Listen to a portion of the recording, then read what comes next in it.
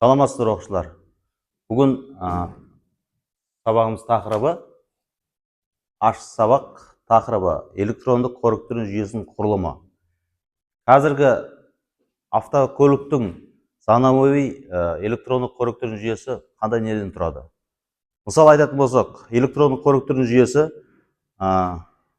тарихтан кеп қозғайтын болсақ, бұл жерде бізде карбюраторлық көріктіру жүйесі, одан кейін орталық көріктіру жүйесі, одан кейін таралымды көріктіру жүйесі, одан кейін тікелей көріктіру жүйесі есептеледі.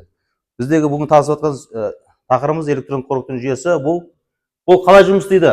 Бұл жұмыс істеген принципі мынада бір тіс болмаса екі тіс арқылы оқып тұрады. Бұл қалай оқиды? Мынау жоғарғы өлу нүктесіне поршень қысқан кезде соғын бұл сигналды, мәліметті неге береді? Электрон блок басқармасына береді. Одан кейін барып ол, мына қараңдар, қайғы берді бұл сигналды? Электрон блок басқармасына беріп тұр. Электрондық көріктіру жүйесінің сезгіштері. Бұл жерде қазір заманауи қозғалтқыш. Мынаны қараңдар, берде 10 сезгіш тұр, берде 10 сезгіш тұр. Әр инжектор моторда 10 сезгіш тұр. Мысалы айтатын болсақ, мынау колебал сезгіші.